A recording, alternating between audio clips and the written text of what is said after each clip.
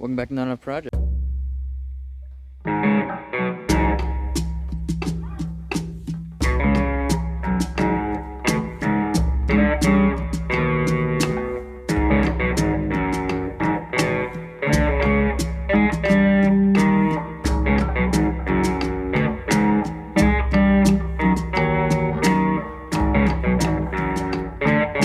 I think I paid 250-ish bucks for this, which seems like it would be just about scrap value on it. Couldn't let it go to scrap, that's for sure. So the story on this is, it was in an estate auction, and it looks like somebody was looking at restoring this thing, because you can see all of the trim and bumpers are off. I do have them all. It looks like it's been resprayed. I can't tell, I think that's probably primer. The body is just like dead straight, and there's zero rust on the body. I mean, obviously there's surface rust, but overall this thing is good. So we got both windows are broken, so we're gonna have to get new panes of glass for that, but they're flat, so that should be easy. Door panels are not in great shape, but overall the interior is not bad. Seat obviously needs some love. Here's some interior pieces in trim sitting around. But the dash, really good shape. A lot of the plastic or Bakelite or whatever it was that was on here is chipped off. Just dries out with time. We got a key. Looks like we got an old AM radio. And I have not looked into this thing yet at all. I haven't even really gotten a good look under the hood, so you're getting the first look with me.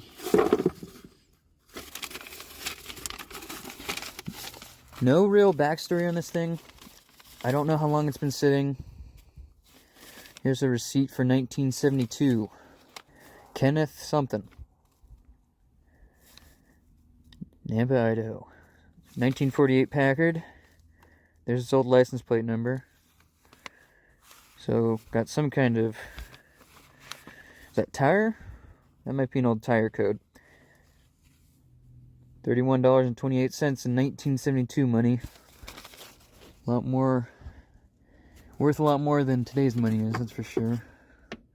Got some miscellaneous hardware and sunflower seeds. It's been sitting a while. She's dusty. Windshield's in pretty good shape. Headliner is not.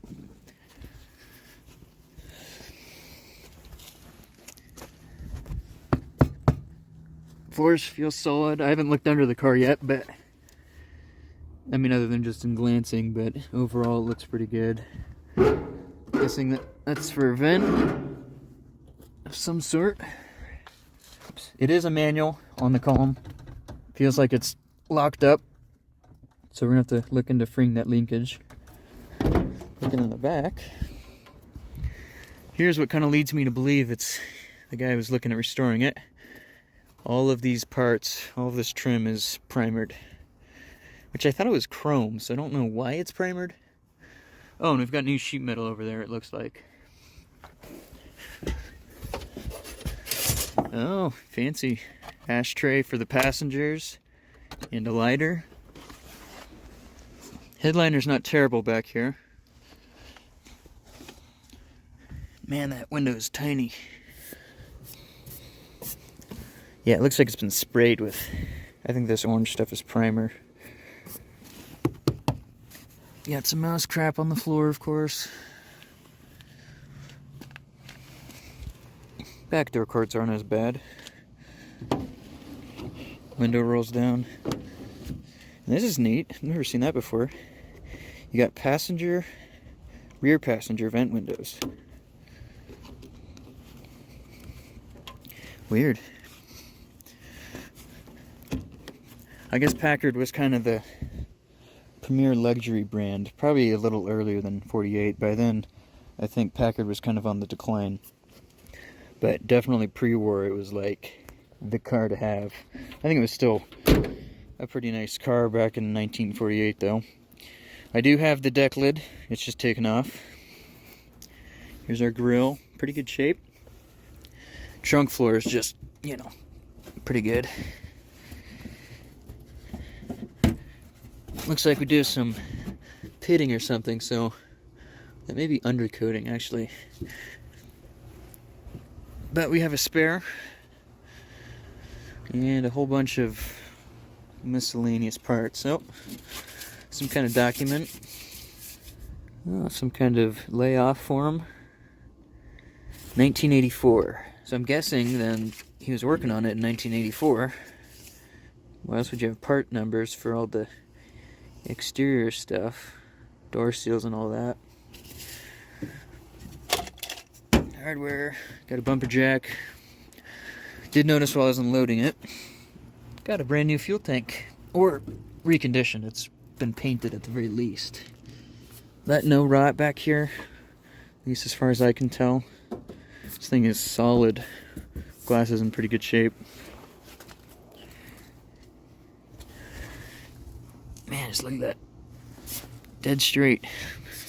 It did rain recently and this thing was, I don't know, at least twice as dusty as it was. As it is now. Okay, so just for kicks, I ran the vehicle number through this Packard decoder I found online. And here is what it pulled up. So apparently it's a 1948, we knew that. Super 8 Touring Sedan. You see the weight. Sold for $2,800 back in 1948. Pretty cool. See, it's got a 327 engine. That's 5 point something liters. Takes a 6-volt battery. We did know that already, and it's a straight 8. And there's the tire size. So, and apparently the carb too, which I'm sure we're gonna have to go through unless somebody's already done that. So cool. So, let's see what we got on the pedals. Clutch feel is actually pretty good. It's probably a cable clutch, so that's free. Brakes, yeah, nothing. That's what you expect though.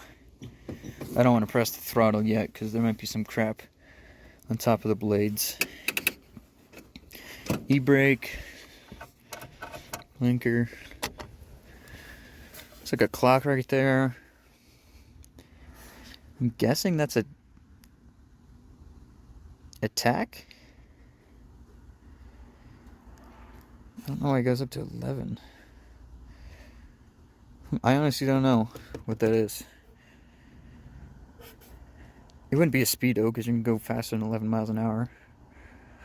I don't know. Guessing that's oil pressure, temperature gauge. There's your ammeter. Let me zoom in a little bit for you guys. Charge, discharge, and then you got your fuel gauge, obviously. And a whole bunch of stuff. Lighter, headlight, instrument, map light, trans. I don't know what that is. This radio is really cool though. That must have been pretty fancy for 48. I don't know what that's for.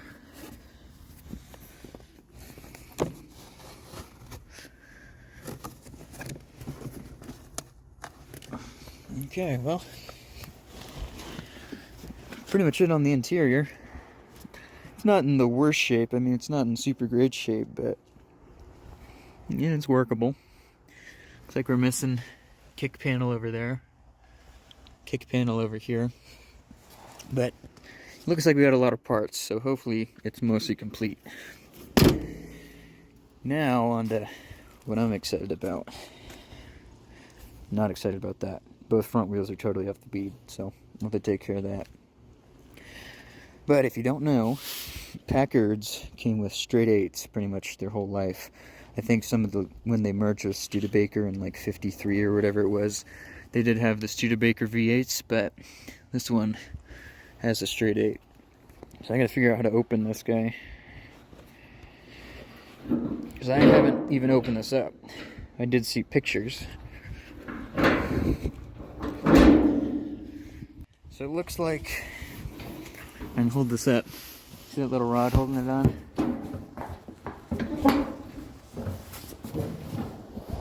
There's one on both sides. So I gotta figure out how to open that up. Okay. Oh, it's not hinged. Oh, does it hinge from the front? Maybe? And the hinge is taken apart? That may be the case. We're looking really good under the hood. I am gonna go get some help to move this hood off. Then we'll take a little bit of a closer look at what we got going on under here. Alrighty, hood's lifted off. We're looking good in here. This engine looks like it was gone through, or at least painted, whenever he was trying to restore this thing, because look at that. It's just dusty, but it's looking really good. Let's see what we got for coolant. Wonder if it was ever even started, if it was rebuilt. Nothing. Doesn't look horribly crappy in there. There's some crust, but not the worst. Two big horns. Let's see, where's our dipstick? Here's our breather. / fill tube. Guessing this is our oil filter. Oh, there we are.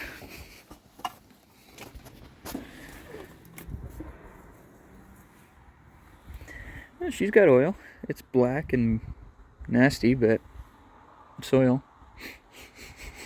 It smells like old oil, so that's good. Let's see, was it over full? Nope. So we probably don't have any water or anything in there, that's good. Man, this thing is long. Look at that straight 8. Pretty cool. Well, before we get digging into this too much, the biggest thing is right now this is not a roller. Those tires are donezo, and I think there's tubes in them, but I'm sure the tubes are done. So we're going to jack that up. I've got some new radials I'm going to throw on, just some cheapies so that it rolls. So let's do that and get some new tires on. Now the biggest challenge with this thing is going to be that parts are basically, they don't exist. So we're going to have to see what we can do. I mean, maybe there's part sources I don't know about, but we've got an R on these. Are these lug bolts? They may be. So that means they're right-hand threaded.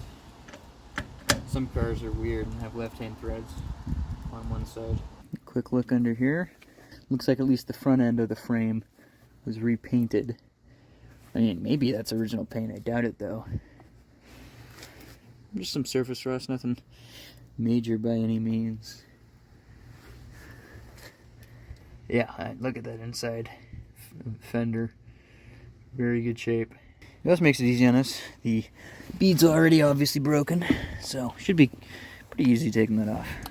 I don't have any kind of fancy tire machine, so we're doing it the old-fashioned way. So this thing has bias plies, obviously, and they're 7.6 by 15. So the radial equivalent of that is 225, 75, 15s. It's not exact, but it should be good enough. They were in pretty decent shape when they were parked. Rim's not in bad shape. A little bit of rust in there, nothing that's too major. A little bit of rust around the valve stem hole. It may leak around it, but we'll just put it in for now and call it good enough. We can always pop her back off and readjust or whatever. So I'm gonna run it tubeless. We'll see if it works. If not, whatever. Alright, we're gonna spray this down with some soapy water to help it slide on. Whoops. That fell out. That's not a good sign. Alright, that took a little bit of doing. These tires are they're not exactly banana peels, but got it over. I'll show you guys how I did it on the next one. So now we're gonna get this to hopefully inflate and not leak too bad. So let's go grab the air compressor and see what we can do. Shoot. I pushed the valve stem through. So off she comes again. Okay, take 2. Okay. Lower bead's set. Well, the bead didn't really pop, which is always a little concerning, but let me shut the compressor off. Like I said, the bead didn't pop,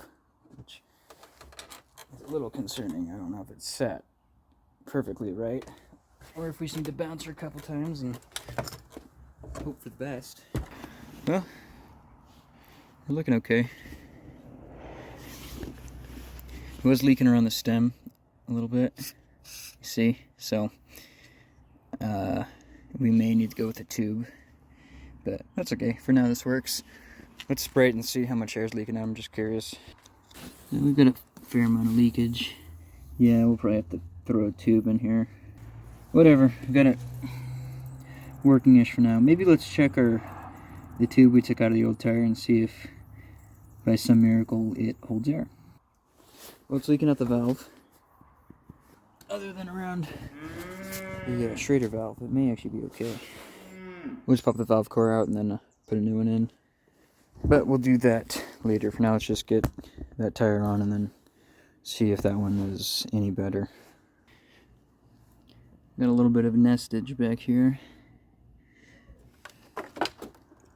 This rim looks pretty okay. It's in a little bit better shape rust-wise over here. Oh, I don't know what that was. Anyways, it's in a little better shape rust-wise here, but maybe I'll hit it with the wire wheel and see if that'll seal it up for us. I don't think these rims were really intended for tubeless, so that's probably part of it, but we'll clean that up best we can.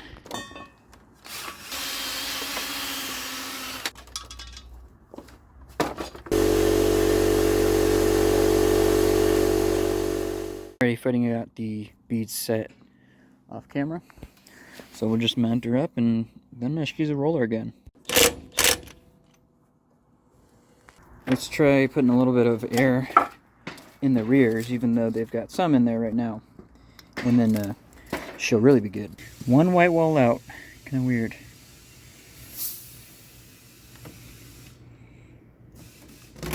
Should be a roller gun now. Alright, I let it sit overnight, and sure enough, the driver's side deflated from that leaky valve stem. So I'll get that fixed off camera, either throw a tube back in it or get a valve stem that doesn't snap in, it bolts on. That might seal it better. But passenger side is still holding air, so that's good. Alright, unfortunately we got fall wind going on, so hopefully it's not going to be too bad wind noise wise. But anyways, now that we've got it as a roller, let's start digging into the engine side of things, because that's kind of the biggest deal. See, this air cleaner is already loose. I don't know if it's a filter style or if it's an oil bath.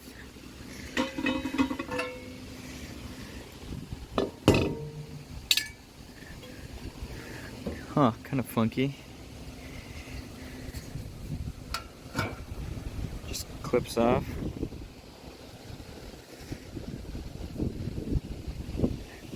I don't know. It feels like there's liquid in it, so it might be an oil bath style. So we're gonna set that aside. You can see it's nicely painted actually, so somebody really was detailing this thing out. We're looking pretty clean in here. Choke. Tiny little 2-barrel, and I just see some paint flecks in there. But just a little dust. I don't think we need to go too crazy popping that off. Let's see if the throttle linkage is free. Yeah, she's free. Even returns. That's good. Looks like cooling system is not hooked up. You see the heater core is disconnected. And I don't exactly know how this works because, oh, I see. That's all on one nipple right there. I don't know why there's two inlets or outlets, whatever that side is. But then we've got the other side return on this. So it looks like this carburetor's probably been gone through before it's sat. You can see it's all painted with this nice matte gray. Also the intake looks like it was painted. So let's see if we can get her to spin. Oh yeah. Super easy. Oh yeah, she's building compression. Jeez. Well, that is a good sign. Let's see if we can do a full rotation. That's a little hard to do by hand. It is a flathead, so we're not at risk of, you know, hitting valves into pistons or anything. So I think we're okay to just spin her over with the starter. Which, speaking of that, before we do that, we gotta find a battery for this thing. Everything looks intact down here. There's the fuel pump. That looks like one of those combination vacuum pump, fuel pump things. Which you can see it actually going into the intake manifold, so that's probably where it draws the vacuum. It's kind of interesting. But anyways, the battery situation, I'm gonna have to try to source a 6-volt battery. I think it's like a group 2E or something like that. Hopefully all the electricals are fairly intact. I mean, it's a 1948, so it's not gonna be that hard to piece it back together if it's not. But everything's looking okay. You see we've got some kind of distribution block over there. Let me see about sourcing a battery, and then I guess we'll go from there. Our battery cables also aren't looking too hot, so we may end up needing to replace those. Luckily it's pretty simple. It's just a real short, like, I don't know, what is that, 2-foot long cable to the starter, and then we've got a ground strap going down to probably the generator or the engine. So if that causes us grief, which, going by how this looks, it is going to, then we'll get that fixed up. So it of course started raining and storming, but I've got our battery. Kind of a funky one. It's a group 3E, which actually is not the right battery for this. I think it needs a group 2E, which I couldn't find, but this should work okay. I think it's just slightly wider. It might not fit in the battery tray just right. So this is a positive ground, so the plus on the battery goes to the ground strap. Oh, fits perfect. That's awesome. I also went ahead and got some new battery terminals. I don't know if they're quite low enough gauge, but they are going to be an improvement from this.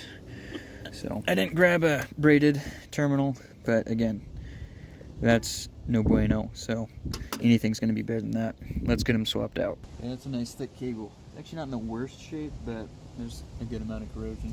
I think we might have to pull the generator to get down to this one, because it bolts onto the block right under it. Luckily the generator's held in by like 2 bolts, so it's not exactly a chore, but it would have been easier just to not have to do that. Maybe before we do that, just because we're impatient. Let's do the old smoke test, see if it will draw anything. It's pretty cruddy. I don't know if it's going to move any current at all. Nope. Gauges are moving. Horn's trying to go. Cool. Okay. Well, we'll just keep moving forward. Oh, look what I just found. This might give us a better date. See, we got State of Idaho something. I don't see a date on that. 1980 something? I don't know. Whatever. Let's get the that battery cable changed.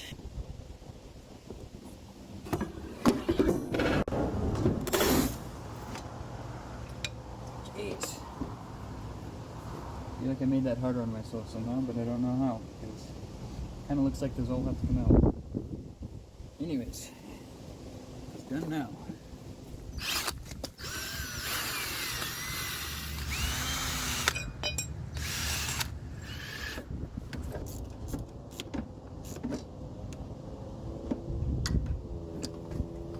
Okay, let's just test it before we get too far. Oh, it's not even tight. Alright, nice and snug on that. Let's see, maybe it'll crank. That'd be a good test. Okay. Now, from what I understand, this isn't like a normal ignition, right? It just turns on, which it is on. To start it, you actually press on the accelerator. Just kind of funky. Also, I was doing some research on these, and apparently this has some pretty cool stuff for the day. It's got overdrive, which I didn't realize. This controls that. And then what's even cooler is these have something called an electromotive clutch, is what Packard called it. And that's what this switch controls, I believe. And what it is basically an automatic clutch. It's like the auto stick Volkswagens, except we do have the clutch pedal, so it's just kind of like an optional thing, I guess, where it'll control the clutch for you, which is kind of crazy. But anyways, let's press the gas pedal. See if she'll crank. The answer to that is no.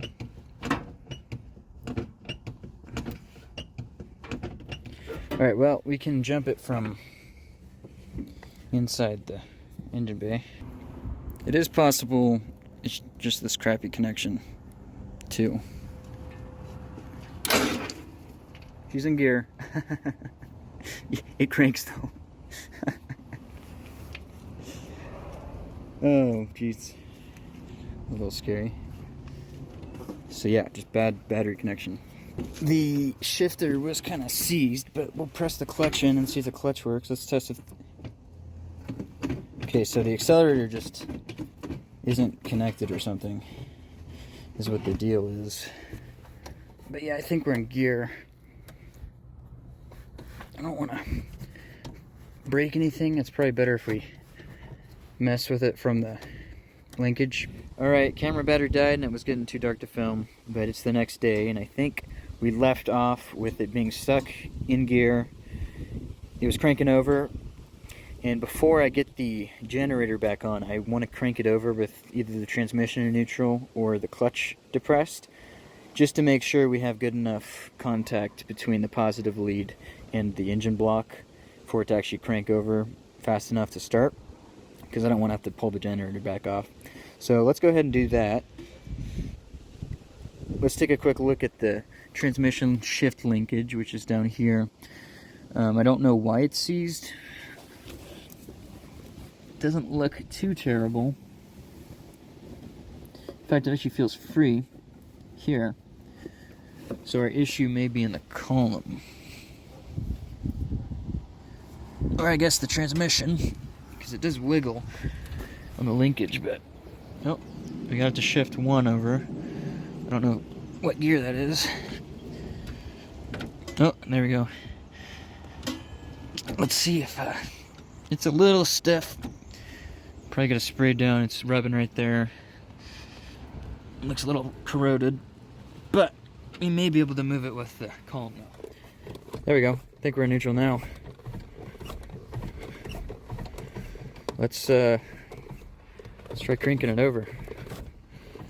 So, key on. We're gonna have to put the battery terminals back. Okay, hopefully I don't get run over now.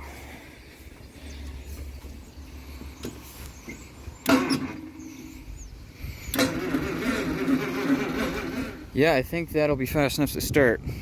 The battery may be a touch low because it hasn't actually been charging it at all, and I'm sure it sat on a shelf for a while. Reason the fan wasn't spinning is obviously because we have no tension on the belt. So let's go ahead and get the generator back in and I guess feed some gas to it and see. Well, actually, we need to check for spark. The odds that we're gonna have spark are basically 0. Okay, generator's pretty much back on. Make sure the wires aren't touching anything. And I think we're good to check for spark. Huh, kind of an interesting design. The boot just pretty much disintegrated. Just pushes in here.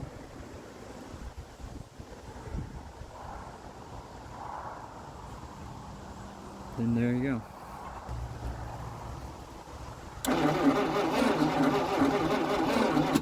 Yeah, no spark. Just like we'd expect. I'm sure the points are just cruddy. Doesn't look bad in there. It's like a newer rotor. A little rusty, but I think it'll clean up okay. Let's go grab a screwdriver and check those points. Let's also check for voltage at the coil. Yeah, we got 6 volts to the coil. Well, I don't know if you can hear that. She's sparking, but I think it's just because the metal of the screwdriver. Yeah, you see if I touch the metal of the screwdriver to the eccentric, then it'll go.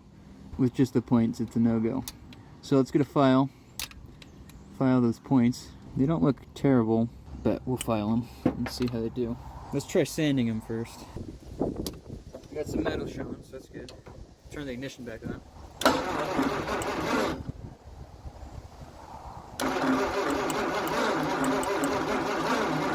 Whoop. Saw some sparkage. Alright, we're getting spark now. Let's put the cap on and check at the coil wire. I guess we didn't really need to put the cap on to test that, but that's okay. I'm trying not to get shocked.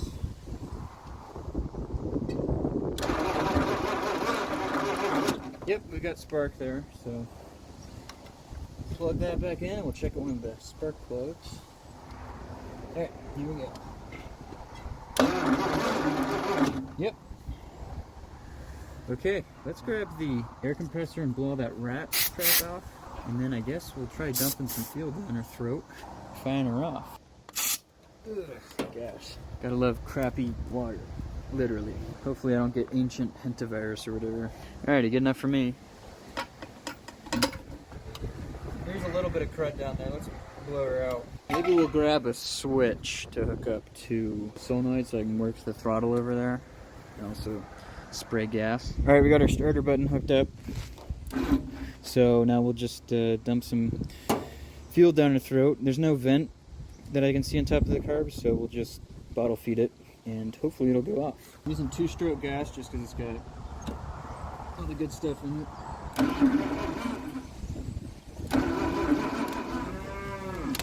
It's kind of going a little bit. Flip the starter over.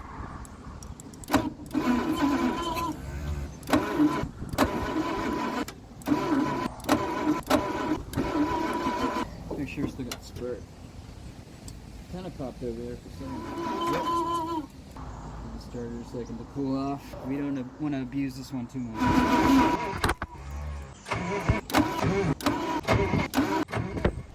Alright, let's pop some plugs and see how we're doing on compression.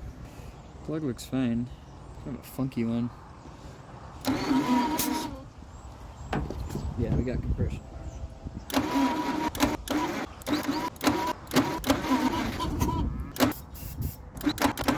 Alright, maybe we'll go through, check compression on all the cylinders. Maybe number one's the only good one I got, but yeah, I don't think it's gonna go with one plug out. Same story in the number 2 plug. She's a little rich, but it's not like wet. Definitely not flooded. We've got some compression there.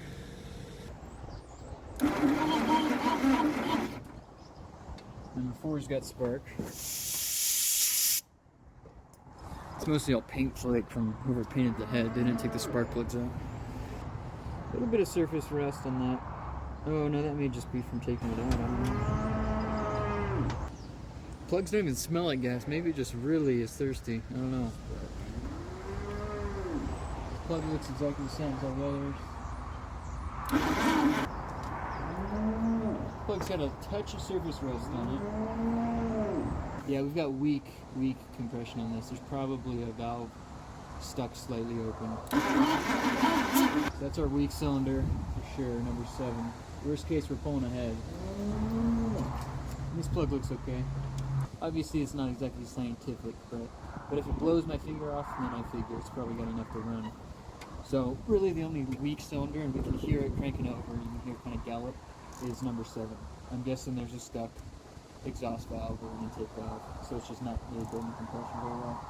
But it should run on 7. Definitely. So none of the plugs even really smelled like gas. Let's see how much vacuum it's pulling if I put my hand over the carb. Just curious. It's pulling a decent vacuum. Yeah, so I don't think that's our issue. Compression wise, because if it's pulling a nice solid vacuum, then we know we got good compression, and it also blew our thumb off all the cylinders except 7. So none of the plugs even really smelled like gas, so it may really just need a lot. I know these cast iron manifolds, when they sit for a long time, what happens is the gas varnish that builds up inside dries out, so all the gas basically just gets sucked into the pores of the cast iron, so you really got to dump fuel in. So we'll just keep on trying. It wants to go. It's really close. And we'll see if we can get it over the edge. Alright, I got the battery charger hooked up on 6-volt boost. Hopefully that'll get us spinning a little faster. Yeah, so let's give it another go.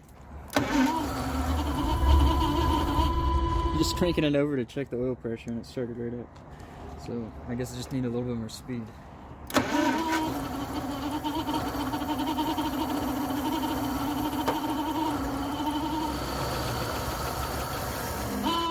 Sounds like the water pump or something's making noise. Oh, that may be the vacuum pump.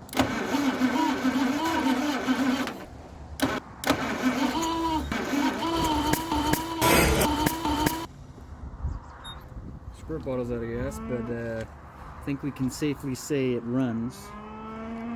We do have the low compression on cylinder number 7 that we found. It may come back with heat. Worst case, we're gonna have to pull the head off, but that's not a big deal on these flat heads. Yeah.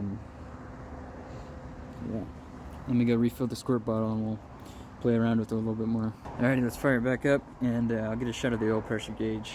Make sure it's building oil pressure.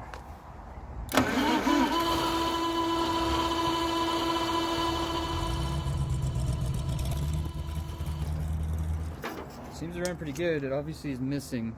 We got a dead miss. And obviously it's probably cylinder number 7. Don't want to run it too long because we don't have any coolant in here. But I mean, it's a lot of iron, so it's not going to heat up too quick. Alright, we made a bunch of progress this time. We got this thing running after sitting for almost 40 years according to some of the documents in here. Pretty crazy that it started as easy as it did. Next time we'll be going through the fuel system and try to get this thing yard driving. We'll also try putting water in the cooling system and see how many leaks we find. We got a lot more work to do and a lot more videos to come out soon. So see you guys next time. Front brakes. Truly a terrifying